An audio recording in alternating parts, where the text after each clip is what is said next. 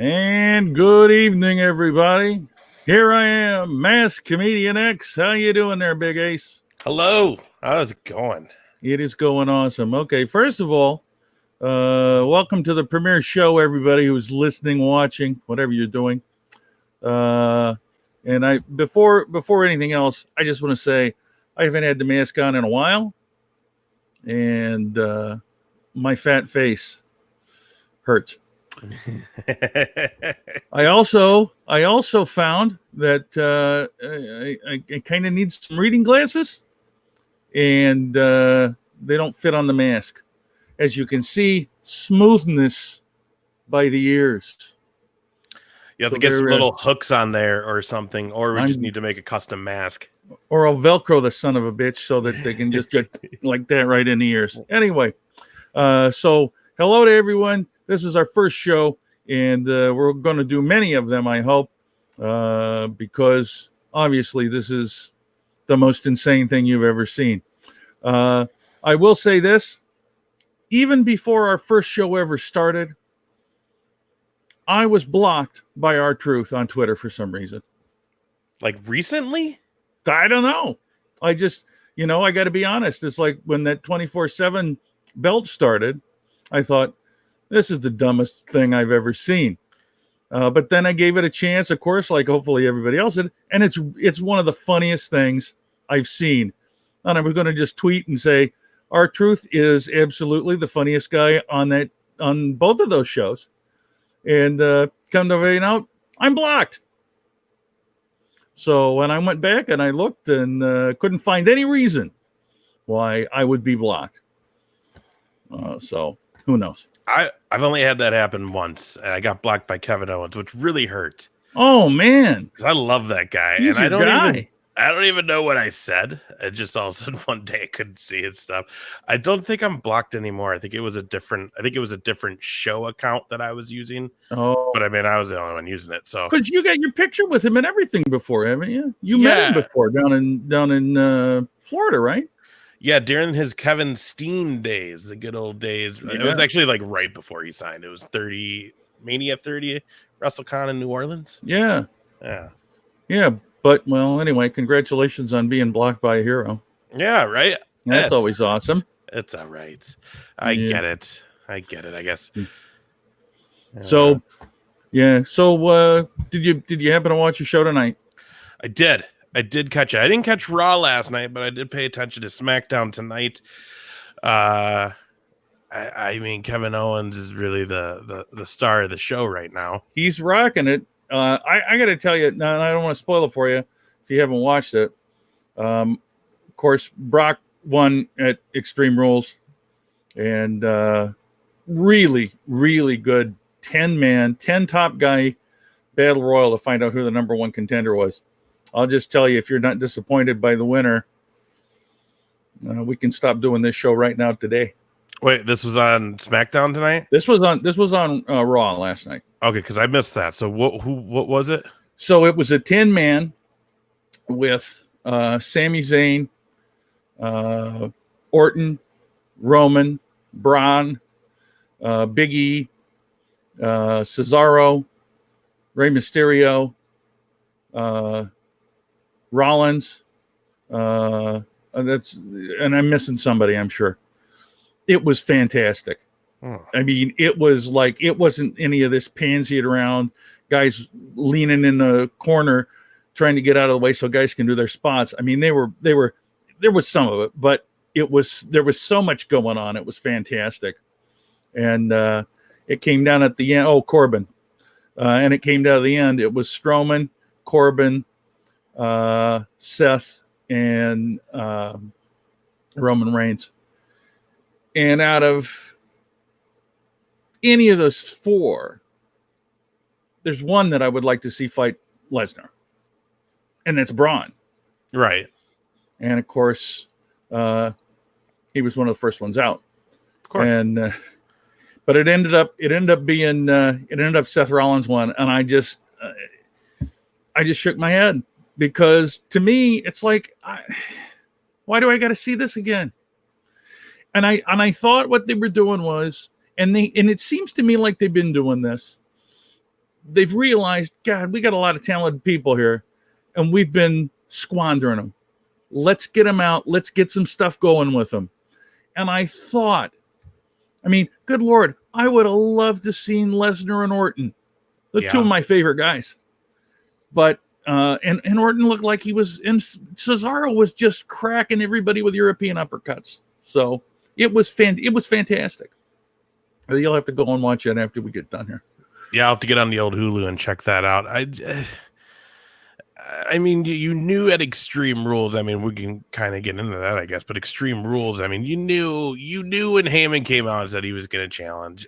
Oh yeah, he's not going to challenge for the SmackDown title. Let's just be honest. It's Lesnar. He's a Raw guy. Raw will always still be the A show, no matter what they tell you. Raw will always be the A show. It is what it is. So therefore, the guy who's not going to be around and makes the most money will go to the A show. So you knew he was going to cash in on Seth Rollins, and you knew that was how it was going to go. I was hoping there was going to be more of like maybe him being like, Becky, what the hell? Oh yeah, but I don't know. That's a whole nother bit. That's a whole nother thing there. I mean, to me, it seems like, well, you guys are as much a couple as me and the dog that lives at this house. You know, it's like kind of arm's length. It's like I don't know. You remember when Renee Zellweger got married to that country singer? I love it. No. It was Kenny Chesney. Wasn't Kenny it? Chesney. And then they got divorced, and Renee Zellweger's reasoning was he was not able to fulfill his marital duties. I'm like, what the fuck's that mean? Anyway, what does that mean? I don't know. I don't want to look it up. But enough country songs about her. Oh God, I don't know. But the point being, it's like they kind of, it's like, oh, they want them to be a couple, but they don't seem to like want to do it. They always they pull back when it's a golden opportunity, and when it's so like Becky and Seth, obviously it broke that it was a real deal thing. Yeah. And now WWE is like, hey, let's cash in on this. Everybody knows, so let's just take advantage of it. But like, do you remember the first mix match tag team challenge that they had done online? And it was Braun and Alexa Bliss. Yeah. And they were teasing the love story between them two. Yeah. That was actually entertaining, and that they could have kept going with and actually did something with, and it would have been, I mean, until they screw it up, because they usually do, it would have been great.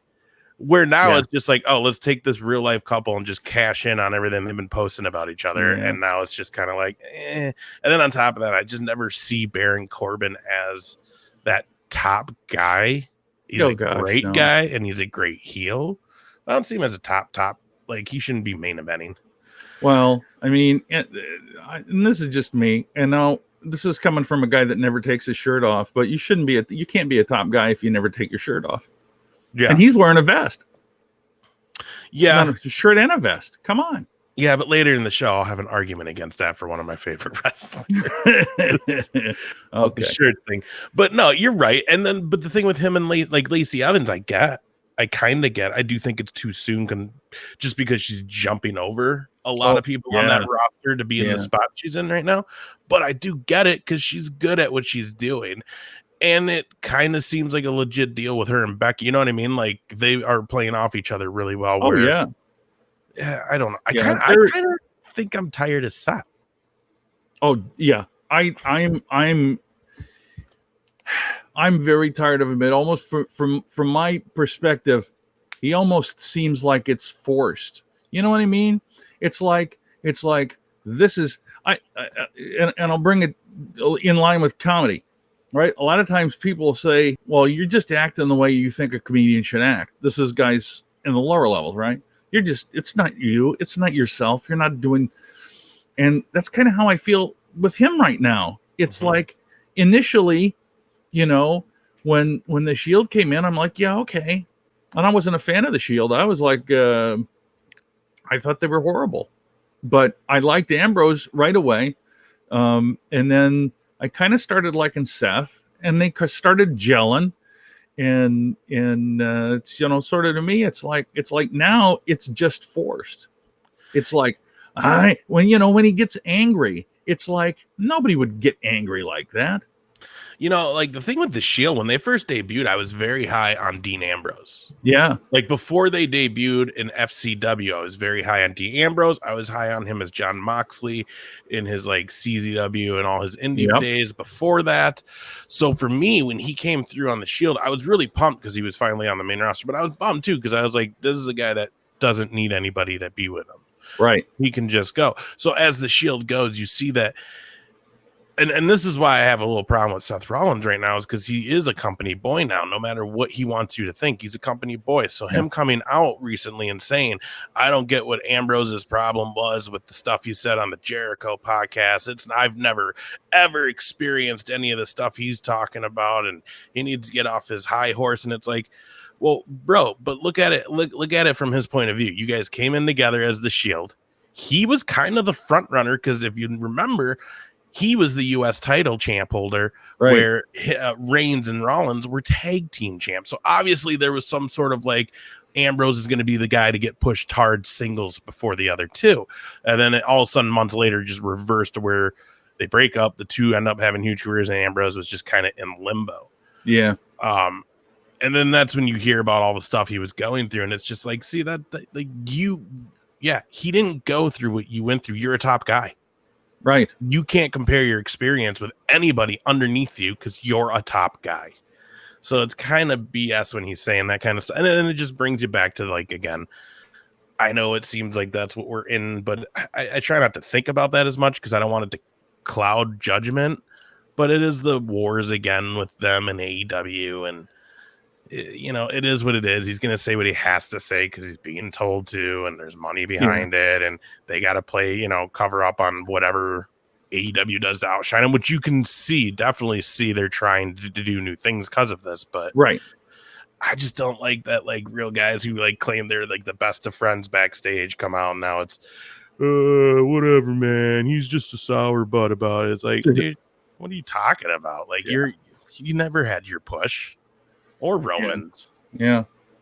Not at all. Not in the least. Well, anyway.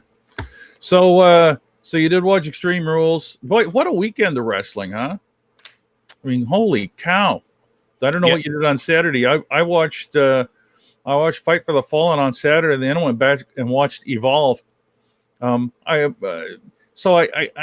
becoming an AEW guy more and more every time they do a show because I'm starting to learn who everybody is more and more and see what they're capable of. And there's clearly some of the guys are at a different level than the top guys, but I'm starting to, it's like I'm starting to enjoy watching them grow. Whereas with Evolve, and I only knew a handful of those guys. It was good, but I didn't know who everybody was. And that's on me because it's an indie show that you never see.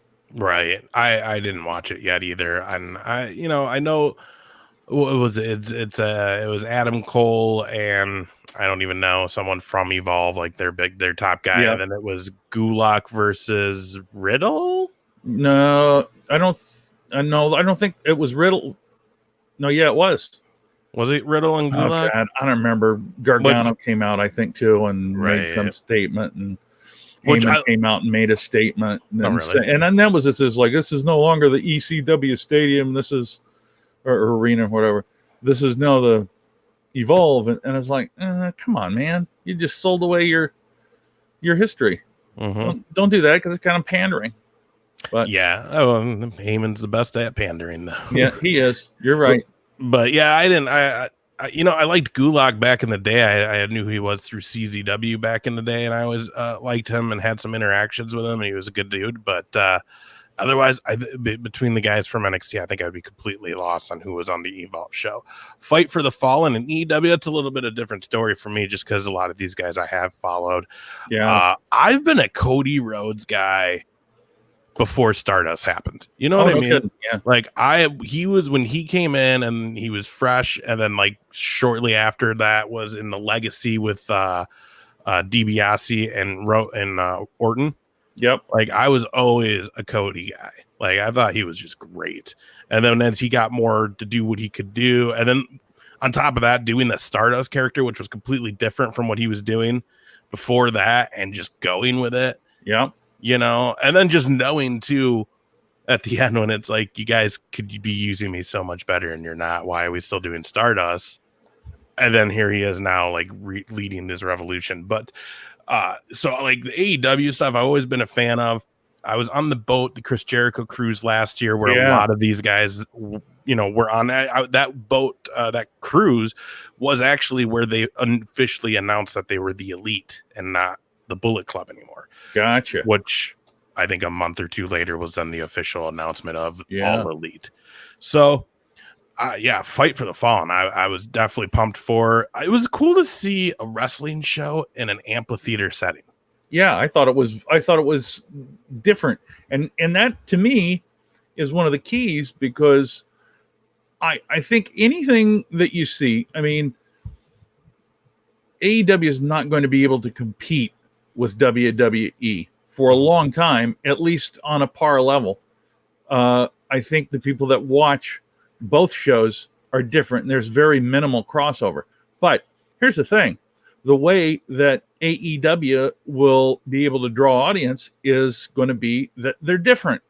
And just the way that show was set up was different.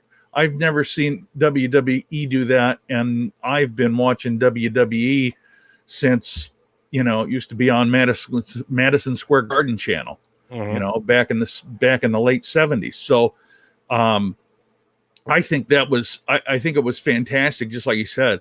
I've never seen anything set up like that.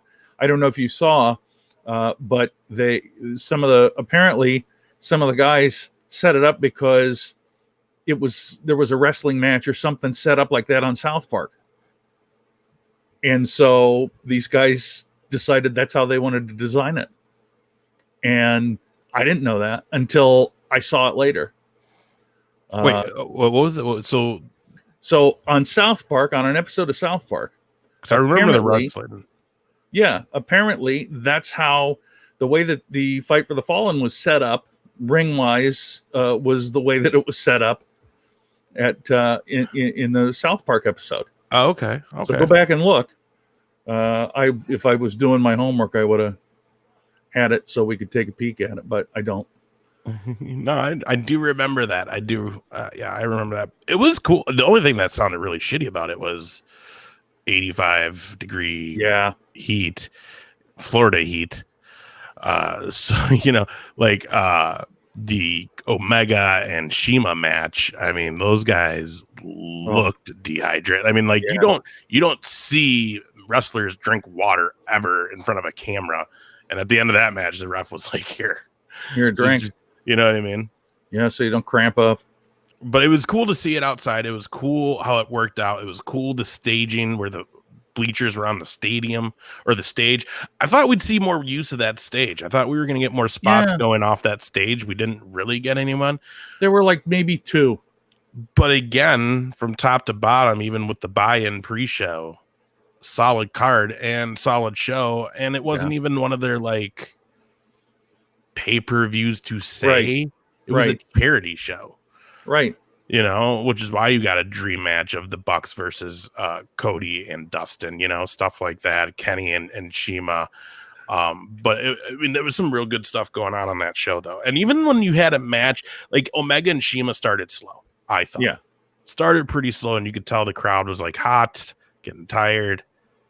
But then it started to kind of get going a little bit. And then, I mean, by the end of it, you didn't even remember that the beginning started slow. You were like, that was amazing. 5 stars. See, and that's one of the things that those guys are really good at. And it, you know, they're able to take whatever time they've been allotted and really paint a good picture with it. Whereas, you know, I mean, although I will say with Extreme Rules, if I compare them, I had just as much fun watching Extreme Rules. There were only a couple things to me that were doggy, but not so much that it made me think, oh, this is terrible. And to be honest, I mean, I'm a Brock Lesnar guy, so when Brock won, came out and cashed in. I'm like, that's sweet. Right. It's a great pay-per-view. Right. Yeah. And it was really good. In my mind, you can't compare the two. I mean, like, you know, it's hard. You got one company who's up and starting, obviously different rules going on as far as just a company standard, what they're allowing happen. Right. I mean, you're seeing drops on heads that you would not see in WWE. No. They have outlawed these moves. I mean, you're not going to see pile drivers happen in a WWE ring unless it's the Undertaker doing the tombstone. That is the only exception. Yep. Where they, you know, go to the balls of the walls at AEW with it. But you're starting to see. So we see this hit by Sean Spears on Cody Rhodes with the chair at Double or Nothing. We see Dustin obviously going a little too far on the blading. Oh my God, yeah. And now we have Britt Baker coming out of Fight for the Fallen with a severe concussion after a blow to the head, which is why she was in the wrong corner. Yeah, in that match, if you remember when she went to make a tag and realized she wasn't in the right spot. They're saying that it's a pretty severe concussion. They're hoping that, you know, she'll be able to bounce back, but it's gonna force AEW to kind of look at some of these rules and see if this is something they want to keep going with, because you got a lot of talent that you can't afford to lose any of these guys. Yeah, because they don't have nearly the talent pool as WWE does. And, you know, I mean, holy cow, you go back to Darby Allin doing that fall on his back. I mean, holy crap. You know, that I thought, my God, that guy's going to kill himself. Yeah, but that's half of the thing, though. You know what I mean? I know it is. Yeah, I know. It's what's going to bring these people back. Because, I mean, really, if you look back at the Attitude Era, like, yeah, they ran more roughshod. Yeah. It was a bit more, you know, flying fist and like, pretty devastating moves. When now it's, you know, it is what it is. Well, I think AEW is going to be fine. I don't think they're going to really change, but it's well. And the other thing is Adam Page you saw his eye, right? Yeah. Holy crap! Did he take a pop? Yeah. No, I will say one of the things that I'm like, I mean, I love Jericho and I always have, and I probably always will, but it's just like, okay, he comes out as the minion to start. I'm like, come on, man. Yeah, that wasn't even him during that actual match, because that guy was way taller and skinnier. Yeah. And then he but you know what I did like about Jericho at Fight for the Fallen was I thought he did a really good job on the mic in that promo. Yeah. I thought that was just phenomenal. And I love how he plays with the crowd, because, you know, like right away they're giving the thank you chant and he's just like, yeah, not from you jerks. Or, you know, when they're cheering like he's the best. Yeah. Okay. Shut up. Yeah. Like, I just love how he can be that heel.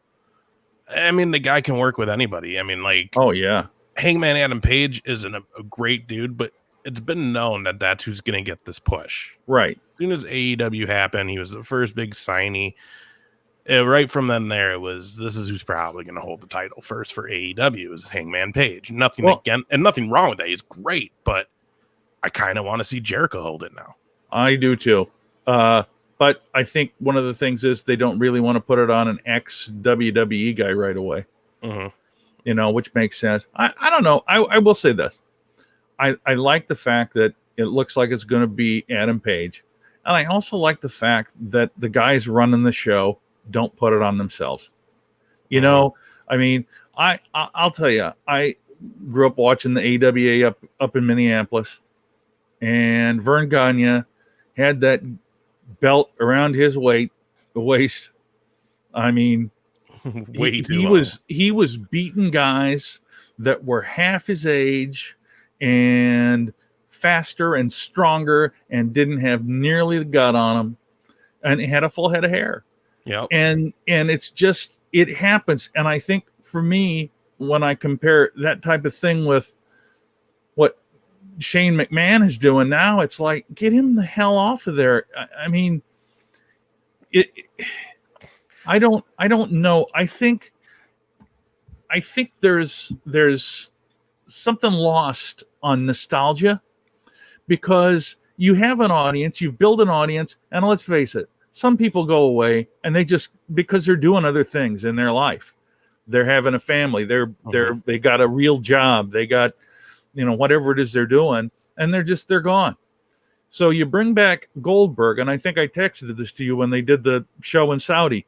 They bring back Goldberg to fight Undertaker, and I'm like, Goldberg's high-fiving people that have no idea who the hell he is. Yeah. You know? Plus, he can't wrestle. Well, yeah, he never could. I mean, let's be honest. The man made a career out of 2 moves. Yeah. And God love him for doing it, but that's what happens when you got Eric Bischoff pushing it. So be it. Which was smart. He made Goldberg what he was. But the thing is, now, when you want to compare him to legends, he doesn't hold up. Oh, gosh. No. So that's where that backfired in the long run. But yeah, and that was a horrible, horrible match that they did. But, I do like, because we're basically getting ready to watch Austin McMahon 2, but it's Owens McMahon now being Shane McMahon and Kevin Owens.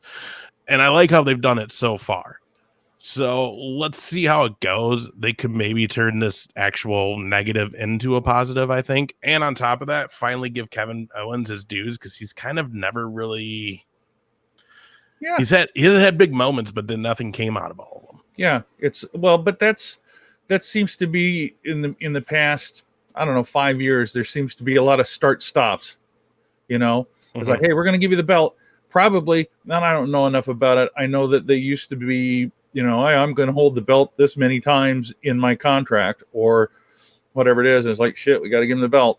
Here's the belt. All right, take it back off of him. It's like, and it just dilutes the importance of those belts, when they're just trading them around like, hey, either the lucky wrestling boots here, you wear them today. Right. Yeah. Which also makes me wonder what's going to happen with the 24/7 belt, just because, I mean, even tonight on SmackDown, R-Truth is obviously making it a big joke. Yeah. I mean, when he's like the 7-11, 365, blah, blah, blah title, like, but see, I gotta tell you, and I love it. It's great.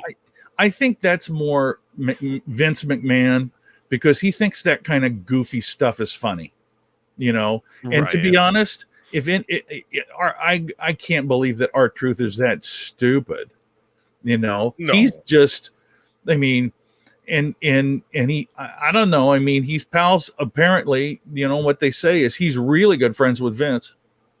So, this is a chance. But now here's the other thing. So far in, how long has that been going?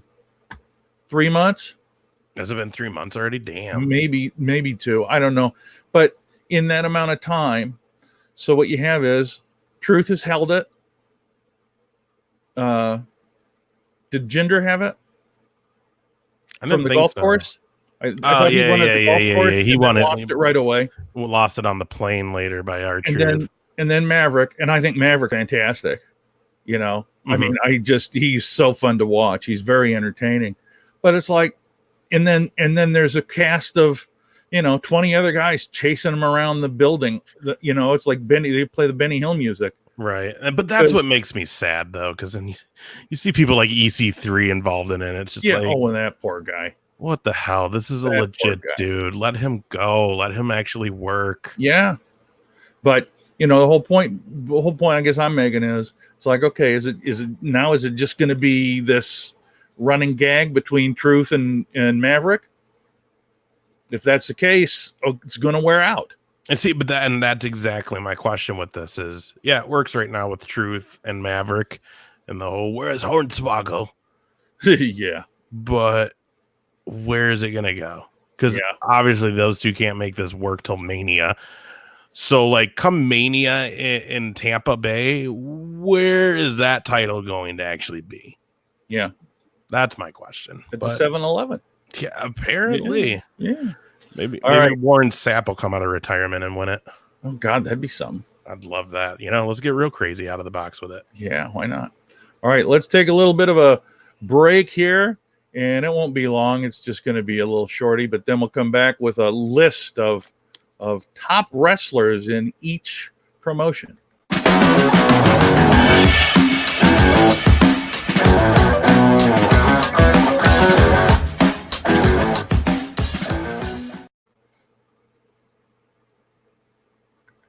All right, and we're back. Mm-hmm. Big Ace. Yes. We have discussed favorite wrestlers, top wrestlers in I would say the top 6 promotions. And as I mentioned to you, I don't have access to watch New Japan as much as I probably ought to. I mean, when I do see things, I love it, but I just don't watch it enough to know who those players are. So I did not want to do a list that included New Japan, not because I don't think they're worthy, just because I don't feel like I'm educated enough to talk about it. I'm completely fine with that. I don't as much, and I'm in the same boat. I love New Japan. I respect it. When I can watch it, I'll watch it. I read the news, but I just am not familiar enough to be able to kind of give a rundown of some of their people. So yeah, I think we made a good call. Maybe just leaving that out. Not like we'll never talk about them ever. It's just not on this show. Gotcha. Plus, it's our first episode, so let's let people get to know what we think and kind of get to know who our favorites are right now. Yeah. Of what we know. So let's start. And I think if I bring this up, we can talk right over it. There's our top guys in WWE. Now I took this as we're going like our top favorite guys personally, right? Yes. Okay. Yes. Perfect. Not so. This rundown will be our favorites. Not necessarily the best worker, not necessarily the top guy, but our own personal favorites. All right. And your personal favorite, of course, Kevin Owen. Uh-huh. And we talked about it a little before, but you've met him, you've followed him for a long time, haven't you? Yeah, I mean, I was on board during the Steen days, during the ROH days. Him and Generico, also known as Sami Zayn. I mean, those guys put on clinics in ROH. They did a ladder match where, I mean, the amount of ladders that were in the ring were ridiculous, and the spots they were doing were just ridiculous. But the other thing with Kevin Owens or Steen is he was really one of those first guys to break the mold of he's a bigger dude. He doesn't have the body Vince is always looking for, but he can out wrestle half of the guys with the body Vince has. And he can do some moves that just someone with that kind of mass and weight, you wouldn't imagine them doing it. So absolutely. For me, that was a huge thing too. People think I look like him sometimes, so I kind of go with it. I like it. He's a great. Plus, I like the like no shit, I don't care attitude. Like especially like because he's always like he can be your best heel. Obviously, proven that. Yep. Or in this case, right now, you're going to see him probably become SmackDown's top face. Absolutely. I'll tell you what. I remember watching him in ROH as Steen, and some of the matches that he and Elgin had together. Were freaking fantastic. And in fact, those are the two guys that really got me start watching ROH. Yeah. And plus just the fact that he is so good on the mic. I'm always a big fan of mic guys, which absolutely I contradict myself when I pick my guy, who was Brock Lesnar. And in fact, I don't know if you can tell there, I cropped out of the picture holding up his hand, good old Paul Heyman. Paul E. I got to tell you, I like Brock, and maybe one of the reasons I like him so much is because Brock is like that finger that everybody's getting. Yeah. And I kind of like that. But here's the other thing too. A lot of people don't know this. I've been an announcer at amateur wrestling for a long time, close to 20 years now. And back when Brock was at the University of Minnesota, he came down with Shelton actually. Nice. And was signing autographs for the little kids. Nice. And they were all going crazy. And I'll tell you, man, he was the nicest guy. They were all nice. They were all very nice, happy people. And a lot of people don't think that's how he is. He lived up in Alexandria for quite a while, and his one of his children went to school with one of my nephews. Oh, really?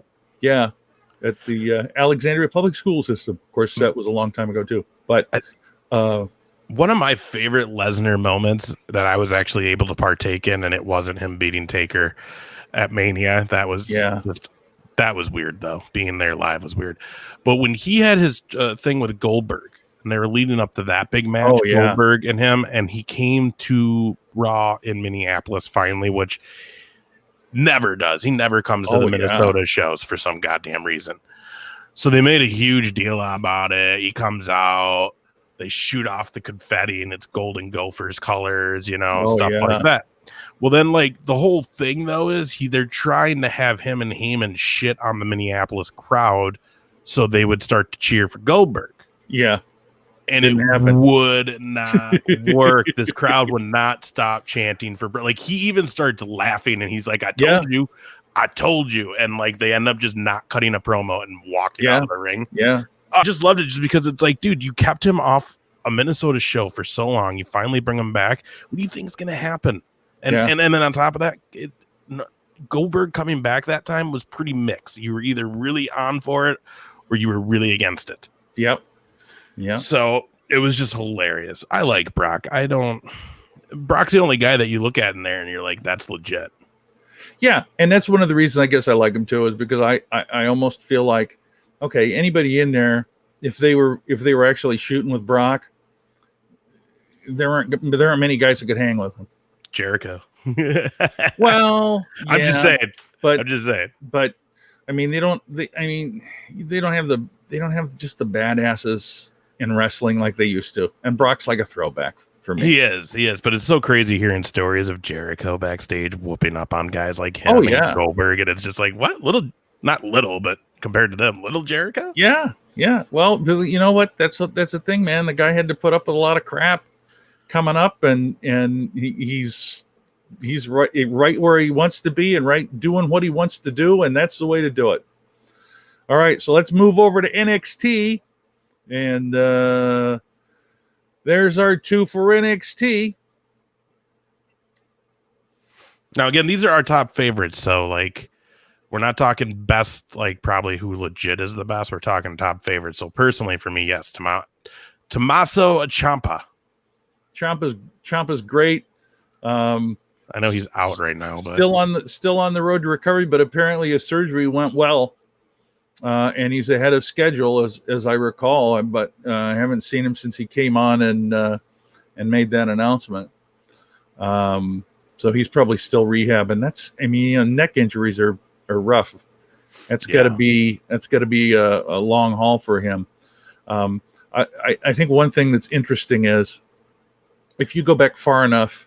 And one of the nice things about the WWE network is that everything's on there, pretty much. And there was I think it was 2 shows, might have been just one, but there where Ciampa didn't have his beard and was some type of a attorney for somebody. Oh, nice. Yeah, and it's just like Ziggler was with the Spirit Squad, And, way before that, he was Chavo Guerrero's caddy. Oh, no kidding! Remember that? Yeah, I remember, and I remember Sheamus being a cop. Yeah. But that's and this is one that I just saw recently because you really have to go searching and pay attention to everything. And God love people that go through and watch that stuff for hours and hours, just so they can find out who's where.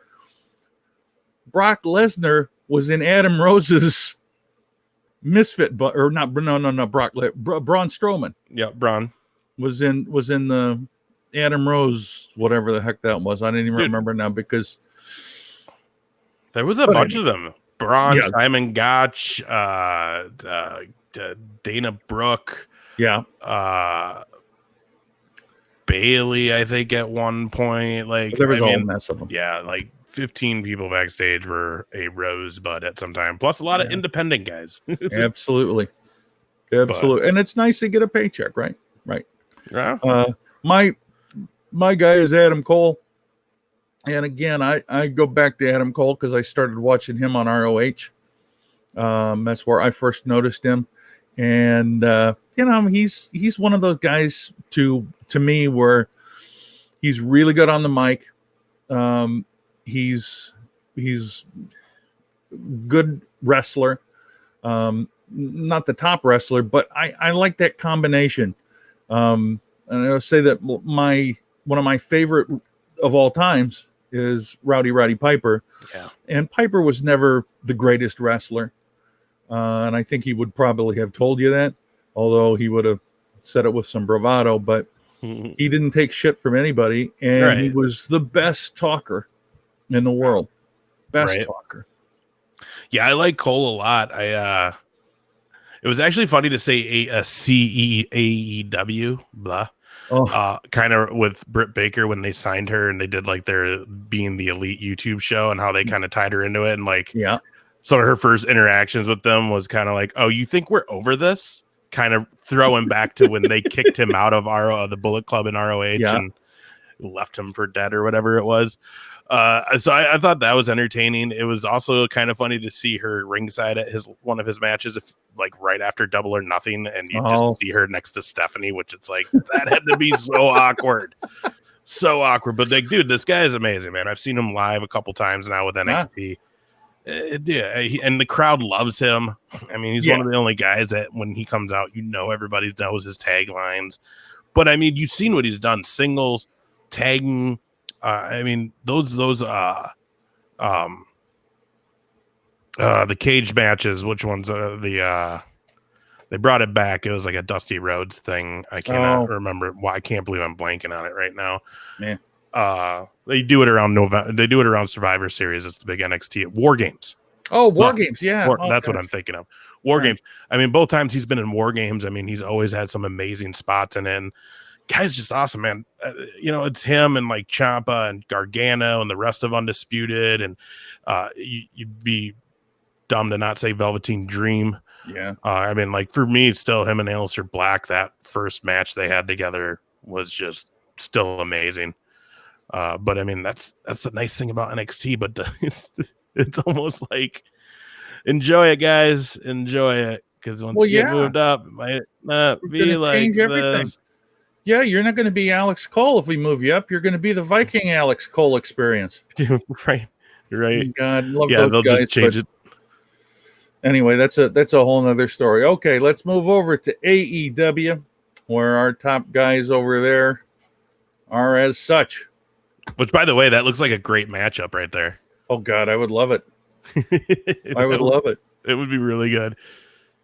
And I just say for myself, I got to be honest with you, man.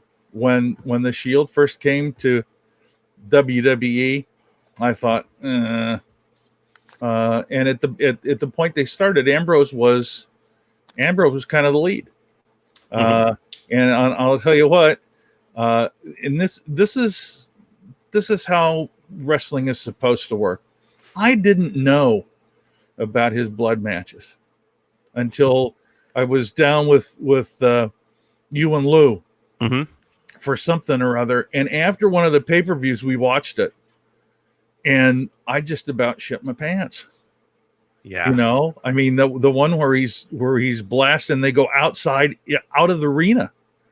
And they're in the back of the truck, and they both look like they've just been spray painted red.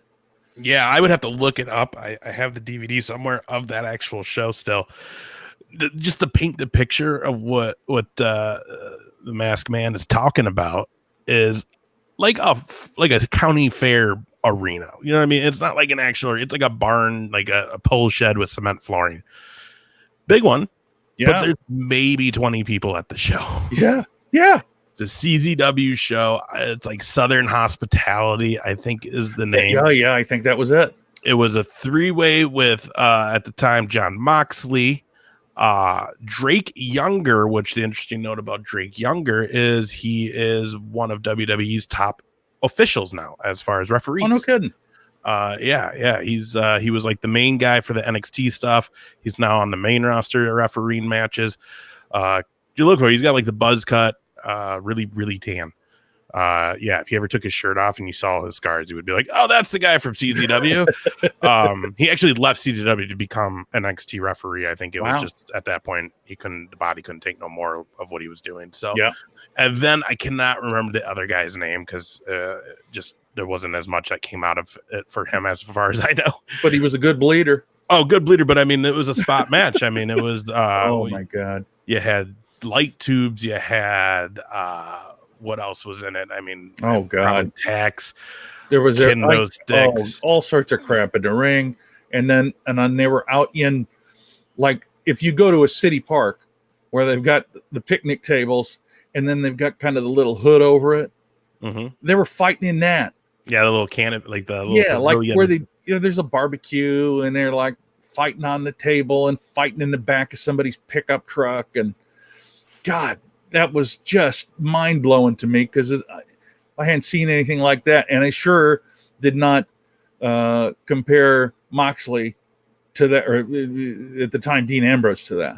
Yeah, a lot of people. It's funny to see a lot of people who didn't realize that was part of his background, which is why him and Joey Janela was such a special matchup, because both those guys came from CZW. They both came from a deathmatch background, with Joey Janela doing probably one of the craziest spots today for CZW. And if you've never seen CZW, I mean, the whole thing is ultra violent. Yeah. Ultra violent. So, I mean, I've seen where the ropes are taken off and it's just barbed wire that they wrap around the poles to surround the ring. Chairs, tables, like they do Tournament of Death, where like fans can bring anything and everything. Oh my God. And they use it. It's nuts. So if you're looking for some good death matches, CZW's displays, which there was even talk of he was going to go back there for a match or two once he left WWE, but he didn't, obviously. But let's pop this back up and talk about Cody a little bit. I just love Cody. You see so many of these legacies as far as families that are in the world of wrestling, and not all of them get to pan out. You know what I mean? Like, it's some of them end up quietly going away, or whatever, or just never get their big moment. And I've always been a Dusty fan. Dusty Rhodes, the American Dream. You can't. I mean, if you like wrestling, you like him. Even if you weren't a fan of him back then, you like him. Right. And then to see his son, Dustin, I remember Dustin being Dustin in WCW, the early days, and being like, oh, okay, yeah, he's got a kid. Cool. And then he becomes Goldust, and then Goldust becomes a whole thing. I'll never forget the Hollywood back lot brawl with Piper. Oh, you know what I mean? Like, there's just some iconic moments. Plus, he brought us Terry Reynolds, so thank you. Yeah. And then on top of that, at the end, then you get Cody Rhodes, who comes in hot, eventually gets to do the legacy run with DiBiase and Randy Orton, and they're feuding with basically the Authority, but they weren't the Authority at the time because they were faces yet. Yeah. You know what I mean? And then when he goes single, he had the whole the handsome or whatever he was saying, dashing Cody Rhodes, which when he would look in the mirror and shit, like, I thought that was a great gimmick. And then when he got the nose broke by Ray, and he puts paper bags on everybody because he's ugly, so you're ugly now. You know what I mean? And then eventually to go to Stardust, which is just an off the wall character that he just completely embraced, and then to have them team up, him and Goldust, and become a whole, basically the Brotherhood, but we weren't calling it the Brotherhood in WWE. And then for him to see that it wasn't going to go anywhere, and leave and line himself up with who he did. I mean, this is all the stuff he's done outside the ring, but we really look at what he does in the ring. I mean, the guy is a talent. All the roads are. He can go. He'll take any spot. He ain't afraid to be creative in the ring. I mean, he's putting on some really, really great match. I mean, him and Dustin was a great match, and it's hard. I would say that's match of the year. Yeah, and everybody's like, oh, he was bleeding so badly. And it was hard, it's hard. You got all that blood pouring down. Yeah, you're going to go blind in the ring. You can't see. But the other thing, too, is you got to look at how hard it is for Cody, because now he's trying to protect him and not make it worse the rest of that match. Right. Which was kind of impossible because it just wouldn't stop. Oh, God. But, I mean, and on top of that, that's his brother. So I'm sure his first thought in his mind is like, holy crap, that wasn't supposed to happen or whatever. But he's got to just keep going. And it was great. And then the Darby Allin match. Ugh. Come on. Yeah. It should have went more time. It was actually mad that Sean Spears hit him with a chair. Yeah. Which will lead to another great match. And then you had a great match with him and his brother against the Young Bucks. It's just, this guy is a talent all around. And he's going to be somebody in the wrestling industry for years to come. He's got a great wrestling mind, and in when I think about that, I think to myself, okay, so Dusty had a great mind.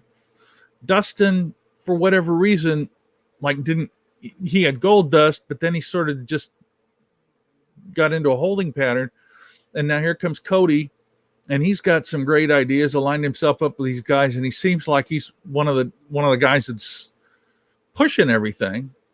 And it's like there's some inherited intellect about the business that he got that seemingly maybe more than Dustin.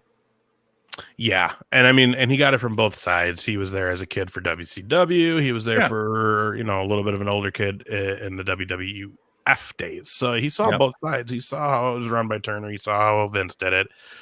And now he's putting it all together with his buddies who are guys that, let's be honest, WWE is kicking themselves for not signing a good chunk of AEW's roster right now. Oh, gosh, yeah.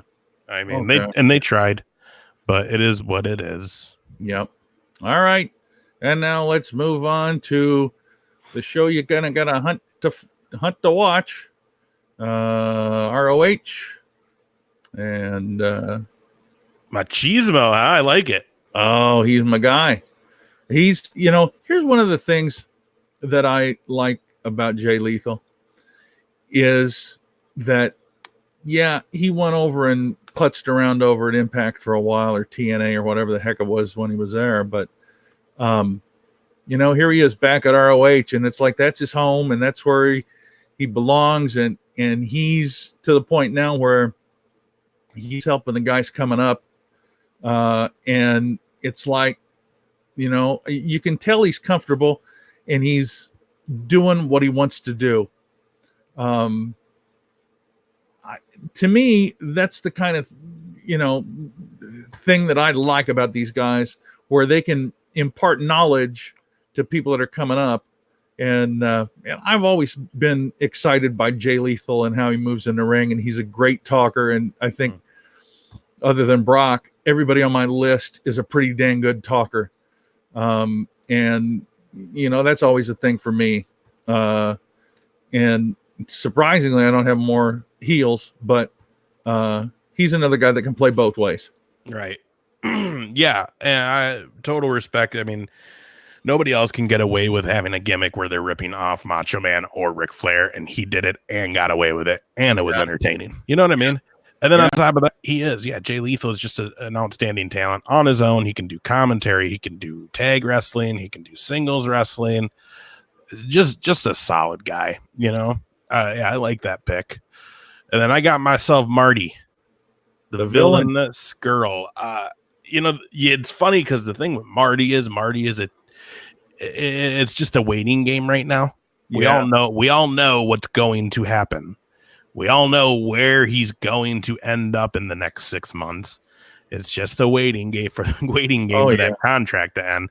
So he is right now. He's my favorite guy in ROH. But I mean, again, like I said, in the next 6 months, he won't be there. So you're telling me I'll have to change this graphic eventually? But dude, the thing with Marty that I really is impressed right now with is how he's been able to run with his entire entourage being gone. Yeah.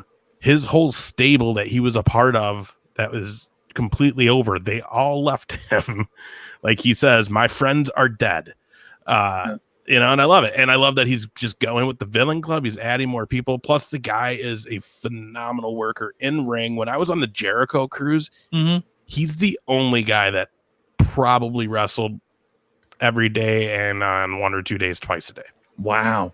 He wrestled probably 5 to 6 matches on a 4-day cruise. Yeah. Only one. And there was talent from ROH, Impact, and obviously AEW now, but I guess we could say New Japan at the time. I don't know. Yeah. But it's amazing. I can tell you that the program he had with Nick Aldis was really good, and the lead up was really good. And I just between the two of them, I mean, it's like Nick Aldis and his NWA thing. It'd be nice to see him someplace, but that's a whole nother kettle of fish to talk about at some point. Yeah. Because he's not only indie, he's like indie. Right. I mean, NWA, you know what I mean? The epitome of the independent scene and the territories. So, which is interesting to see. I want to see how that further progresses, especially with Billy Corgan at the helm. Yeah. Because they make an interesting case. They have an interesting product. I just don't know what they can do with the limited number of people they have. Yeah, and ultimately, do they tag on with somebody else? I don't know. They had their chance. AEW was pretty open to working with whoever wanted to work with them, and it's pretty surprising to see ROH say no. That was a weird one. I get it, but it was weird. Probably not the best move for them either, because they're obviously struggling now. Impact, you're going to see some crossover. It hasn't been announced. They haven't actually talked about it, but Impact has said they're open to working with AEW. But like NWA, they've got to do something. Yeah, to really make their presence felt here. But does it make you wonder if Billy Corgan isn't a little bit wary by how he gets screwed over with Impact? Oh, most definitely. But you want to be in the wrestling business? Guess what? Well, you're gonna you're in a world of snakes. It's just like in comedy, man. Yeah, 85% of the guys are hype masters. It's entertainment. It's the entertainment industry. You know. There you go. All right. And speaking of Impact, let's pop up our last couple of top favorites. I was hoping some of these we had like the same person. Well, I'll be honest with you. It's not that I disagree with you on any of these. And I'll tell you what. Now, as you can see, mine is Tessa Blanchard. Yeah. And, we had talked a little bit about, we're going to do women? Are we going to, Brian Cage is fantastic. He is such a jacked character and a fantastic ability for his size. He is a top guy, clearly. I like Sami Callihan only because he's a dirtbag. But he's almost too much of a dirtbag for me, if that makes sense. The thing about Sammy, though, is if you get a chance to meet him, nicest guy in the world. Oh, yeah. Like, he is good at what he does. Absolutely. But I'll tell you what, I watched that match between he and Tessa, and I just she's my favorite part of that show. She is just amazing. I've seen her perform live at an independent show. I've gotten to actually meet her. It was really interesting when I met her. It was a few years ago now, and it was actually at the time it was obviously at Waterloo, Iowa, at the Hall of Fame induction weekend, which is coming up in just a couple of weeks that I'll be back down there for. She was there. Her dad was there at the time. She was still dating Ricochet, and he was there. So she got involved in I think a ladder match that night. Really good. She's working against local talent. So, a couple of them are really good. A couple were a little inexperienced, but she held up her end phenomenally. Plus, she's just a sweetheart. When you get a chance to meet her, it's just so nice. Plus, just the chance to get a picture with her and her dad at the same time. Oh, come on. Gosh, come on. You know what I mean? Well, which dad? Mr. Tully. Tully or Magnum? No, Tully. Yeah, her dad. I get it. But Magnum's her stepdad, Magnum was there too, though. Oh, actually, now that I think about it, Magnum was there that weekend too, because they did a whole thing of but dude, I love Tessa Blanchard. I was really hoping she'd get the call from AEW, to be honest, because I feel like they would be using her really good. Plus, I'd love to now seeing Awesome Kong back in AEW. I'd love to see me a Tessa Blanchard versus Awesome Kong match. Oh my god, yeah! I think it would be amazing. And then I went with Brian Cage just because he's what wrestling was back in the day, the body. Yeah. Oh yeah, but he can fly. Yeah, he's amazing. He's absolutely amazing. He's another one too. If you listen, I hate plugging all of other stuff, but I am involved with a lot of things. So Wes Briscoe, my good friend, and I have a show from, and you might know him from TNA, Aces and Eights, and Jerry Briscoe's son a good friend of Brian Cage. So we have all actually chatted it up before. Brian Cage was also on the cruise after that too. So I spent some time hanging out with him and his wife, Melissa Santos, who's also the ring announcer for Impact now. Yep. Some of the nicest people you will ever meet, legitimately. Like, dude looks like a monster. Probably the most soft-spoken, just like, hey, man. You know what I mean? Like, just really good people, man. So Perfect. I always wish him the best. You know, plus it's just, man, he makes me want to watch more Impact. Him and Rosemary and Su Young. Yeah. Perfect. Well, all right, my friend. That about wraps it up for our list of top guys. And see, we were concerned that we would not have enough to fill. Yeah. But we can do lists like this every show easily.